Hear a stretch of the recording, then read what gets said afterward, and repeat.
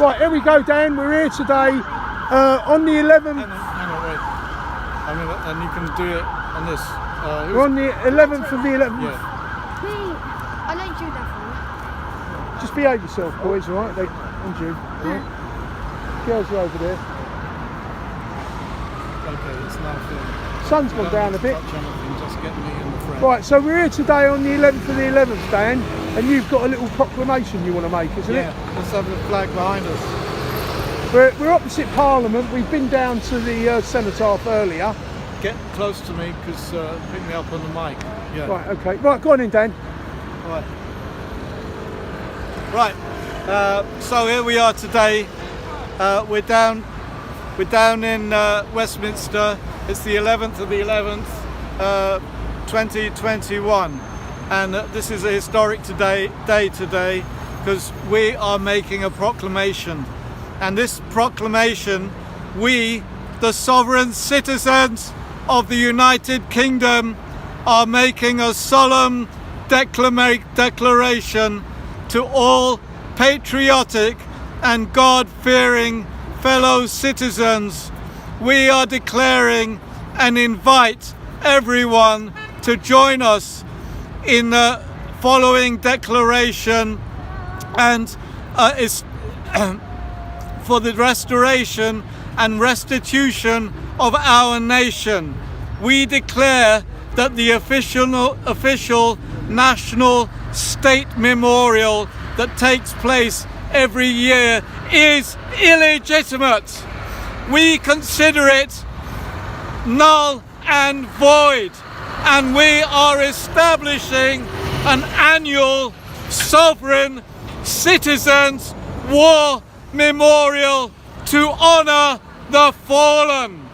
We declare that the state and current government as it stands is no longer legitimate, and that the basis upon which we were taken to war, particularly in the Second World War, is not as we think it was, and I will explain shortly, and my fellow Jamie will explain further. We implore our fellow citizens to recognise a new Memorial Day that will not always be held, that will always be held on the 11th of the 11th, no matter the day of the week, that we as sovereign citizens will declare that day as sovereign. Sorry, our flag has gone, so... Hold that up, mate. We need the flag, we need the flag, we need the flag. Flag. Hold it up behind him. Right. Oh, right, yeah. Right, go on. Yeah, I can't. That's the right way round. Right. Oh, yeah, that's good. Sorry, our flag went for a walk. You got fed up. Yeah.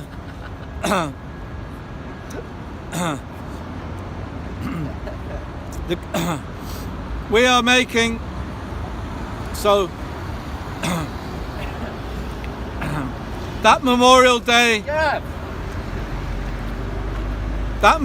Day will not be organised by any state organ, national or local, but by citizens and veterans as they see fit, wherever they may be. Why are we making this declaration and starting what is to be a new movement for change in our nation?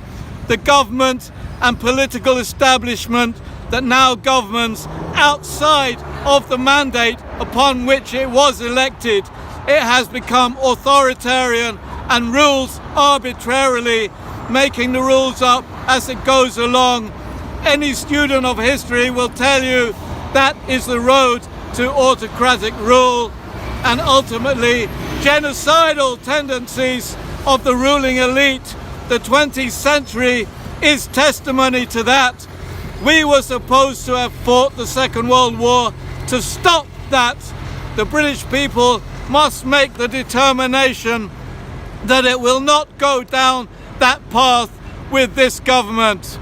The state, be it this government or those before it, have over the years eroded the basic liberties that are guaranteed to the British people in the constitutional settlement of 1688-89.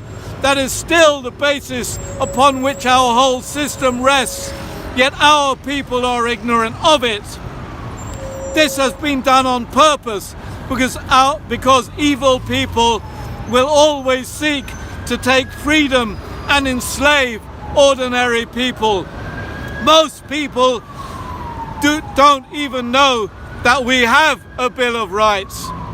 Our monarchy is pledged to protect the citizens from erosion of our liberties, civil and religious, by the state, but has failed to do so. It is a myth that the Crown has no power and should not interfere. The monarch has failed to do her duty. The basis for the Second World War. Most British people went to war to fight for freedom and liberty. In our minds, that's what we went to fight for and what we still believe. But we need to understand things look different since 2016 and we decided to leave the EU. We have come under sustained attack from what we might call a globalist force. But what is globalism? Globalism is international socialism, which is communism. In 1917, they took Russia and then sought to take Europe. And the prize of Europe was industrial Germany. But there was one problem, and that problem was Hitler. Hitler was, in fact, a socialist.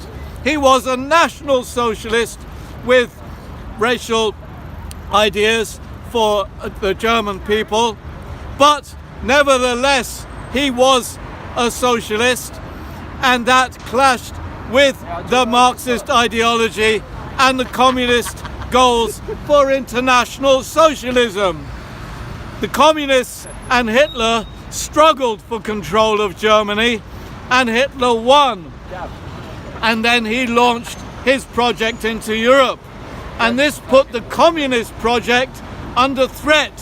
And so Britain was recruited into the struggle against Hitler. And who was Britain recruited by?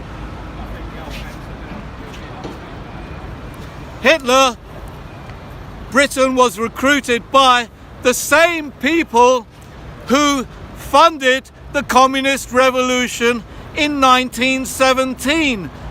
The war effort was funded by the international bankers, the people who funded the communist revolutions, the same people who fund every communist revolution, the people who fund every socialist revolution, the people who are the globalists, the people who are funding all the globalist activities that you see going on today. The globalists are in fact the people who funded the Second World War and the effort that took us to war and sent our fathers and our grandfathers into the war. Whereas our grandfathers and our fathers and our mothers and our grandmothers sacrificed for freedom in their hearts. They sacrificed for freedom, for liberty in their hearts. What they did not realize was that they were supporting the communist cause. And so it was under that illusion, under that deception, that we went into the Second World War. And so as soon as the war was over, guess what happened? The starting point for the European Union started, and half of Europe was given over to communism. So basically the EU, which is a globalist, socialist and communist project started, and half of Europe was given over to communism. So in fact, communism was the victor at the end of the Second World War. And so we are now seeing the fruition of the globalist project, and the people in Westminster are the globalists who are now ruling us. And what happened was in 2016, when the British people decided to leave the EU, it put a stake into the heart of the globalist project, and they were shocked to the core when the British people decided to make a break for freedom, when the British people decided to rule themselves, when the British people decided to make a stand for sovereignty, for self-determination. And so this is why every year it is the state, the people who run the state, that put forward the memorial service. They run the memorial service, they control the memorial service, but it is in fact a deception. And therefore, the beginning point for us to reclaim our liberty, where is the flag gone? What? They give up. Just carry on. The beginning point for us to reclaim our sovereignty, the beginning point for us to reclaim our liberty and our freedom is to reclaim our Memorial Day, that we have a Sovereign Citizens Memorial Day, and that we reclaim it from the state, the false state, the false government and the false state, and we establish a sovereign citizens state, that sovereignty lies within the people, and sovereignty starts within God, who gave us liberty. Within our Constitution, it states very clearly that the peace and stability of the nation lies within Almighty God, and that liberty comes from Almighty God, who created man in his image. And that is where our freedom comes from. It does not come from the state. It does not even come from the Constitution itself. The Constitution only encodes that concept that liberty is beyond the gift of humans. And so our right to protect our freedom and our right to protect our liberty is an absolute one, because it comes from an absolute source. And the right to bear arms to protect our liberty is also encoded in our Constitution. And this is also one reason why they do not want us to know that we have a Constitution, that we have a Bill of Rights, because it is encoded in our Bill of Rights, the right to bear arms, as it is in the Bill of Rights in the United States of America. So I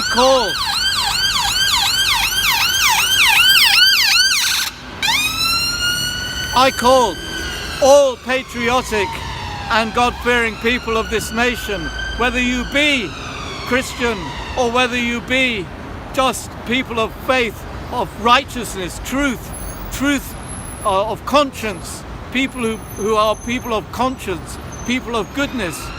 We must stand for our families. We must stand for liberty. We must stand for truth, and that it comes from within us, from within our conscience, because our conscience is the voice of God within us, and it does not come from the state. And we must stand for those freedoms, and we must stand from those liberties, as we will see here later today, as people stand for the freedoms of the people in the demonstration today. So we should stand for the right of British people to bear arms to protect their freedoms from the state, as the people who are in Parliament are protected by arms, by armed guards, as are the royal family protected by armed guards. But the British people are not allowed to protect their own freedom from tyranny, their own freedom from harm by the ability to bear arms. So, British people, I implore you to stand for that right, and I also implore you to stand with us to establish a new Memorial Day where we will now start this movement to take back our freedom, and we will do it by having a Sovereign Citizens Memorial Day. We are the Sovereign Citizens Alliance, and the Sovereign Citizens Alliance will start the new movement for liberty and freedom in this country. There are people across this country now who are fighting for freedom and liberty, and we will not stand down, and we will stand for our freedom, and we will stand for our liberty. And our liberty is rooted in the Creator who created the universe, and it is those who oppress us, who seek to sacrifice us on the altar of nature, who seek to say that we have to give up everything in order to, for the environment. But we will decide how we live, how we heat our homes, and so on. So this is the declaration today. We will not be controlled by government. We will control government. And this is the declaration of Memorial Day, Sovereign Citizens Memorial Day. Thank you very much. And it will continue every year. Next year, we will do it in Dover. And we will do it because we are being invaded, because by the globalists. Our government will not protect our borders. So the Sovereign Citizen Memorial Day next year, we will hold it in Dover to protect our borders and to commemorate that day in Dover. I thank you, and God bless you, and God bless everyone who takes this message to heart. Right, do you want to, and I'll have a little go now? Yes. Yeah, I'll put that in your pocket. Right, I'm going to put a little bit of meat on the bone of Dan's quote about World War II being fought for globalists. It goes back even further. I've just said it to this gentleman here. It goes back to the Napoleonic Wars, where the Rothschild played both sides, and then the Rothschild eventually, via compounded interest rates, backed the British, and we won the Napoleonic Wars that give us 100 years of supremacy on the oceans and the right to build the biggest empire the world's ever seen. But it had been corrupted. It had been corrupted because at the end of the Napoleonic Wars, they created income tax as a temporary measure to pay for those Napoleonic Wars. And then we see in America. I'd like to add something else about the right to bear arms. It was Dan that told me this. Jesus at the Last Supper told his apostles that to go and sell your cloak and buy a sword as a form of defence. It's a human, it's an inalienable right that we have a right to defend ourselves, and it's been given to us by God, and Jesus sent that message to us. So we all have this right, and that's why it was in the Bill of Rights of 1688, 1689. It's been taken away from us by our corrupt governments, but America carried that torch. When they got independent, they looked at our English Bill of Rights and they put it as the First Amendment, because it is the Second Amendment. Free speech is the First Amendment. The Second Amendment, the right to bear arms. So that's why it's so important. We do have the right to bear arms. It is our message from God that everybody has a right to defend their families and themselves. Now, after the Napoleonic Wars, they bring in income tax as a temporary measure. Well, we're still paying for it over 200 years. Is that income tax going to the Rothschilds?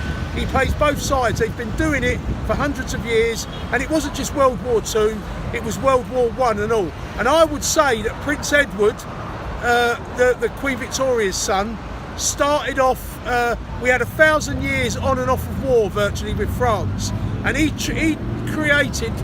started off the Entente Cordiale, which is a cordial treaty with the French, because of the growing power of the new country called Germany in the 1800s. And basically Napoleon destroyed most of the German states, and eventually after Napoleon was gone, under Prussia, they managed to unify Germany. And the British were threatened by it, and the French were threatened by it, especially because they were doing better than us. They were undercutting us. They was not globalists. So it's not just with Hitler, it goes back to the First World War. The new German nation was competing with Britain, was competing with America, and it was having a better system for the people, because our system had been corrupted.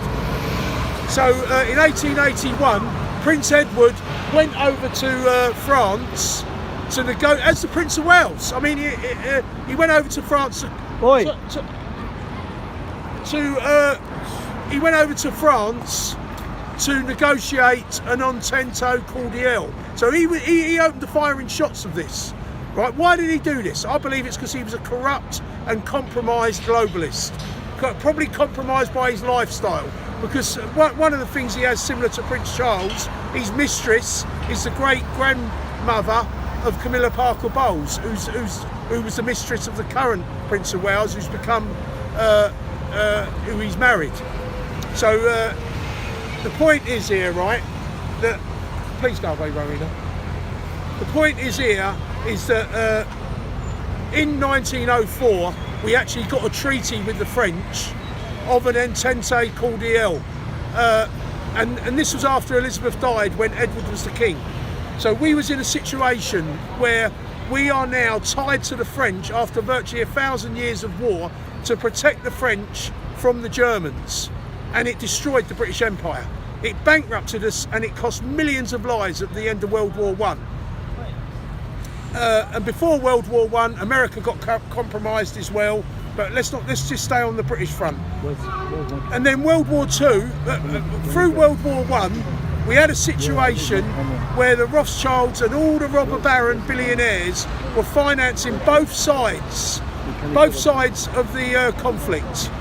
So this was a war to destroy the European colonial powers, to lead a road open for globalisation.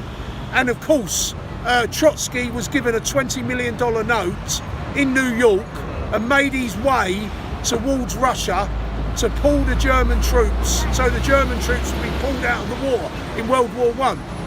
And basically we've got a situation here where we're creating the International, which is the communist revolution of World War I, at the end of World War I.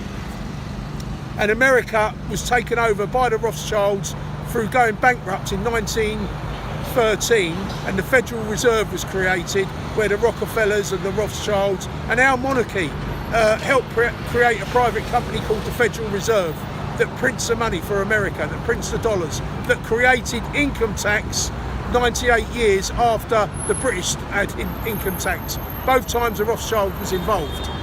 So then World War I was a magnificent profit earner for the robber baron millionaires. They financed both sides, absolute destruction of Europe, destruction of France.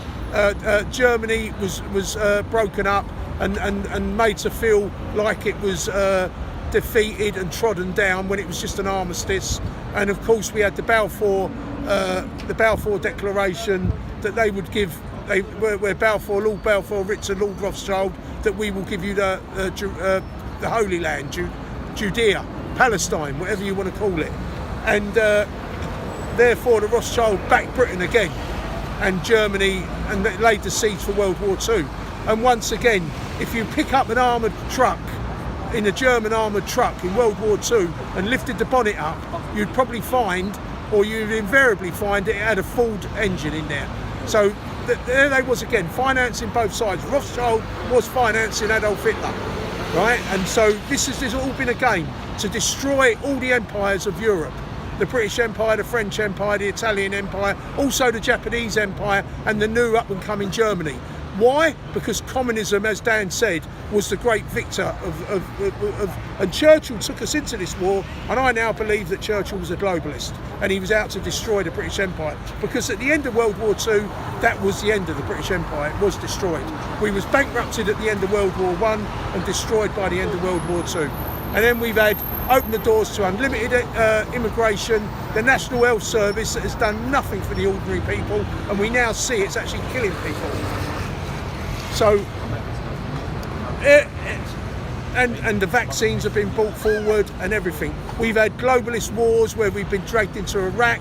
Our soldiers are fighting wars for the globalists, Iraq, Afghanistan, everywhere, all over the world, American soldiers, French soldiers, British soldiers, and this is all for a globalist pursuit of a one world government. And now we're seeing our own governments throughout the West, including our government, are actually bankrupting our country, injecting our people with poison, which is the spike protein, which will cause antibody deficient dependent enhancement.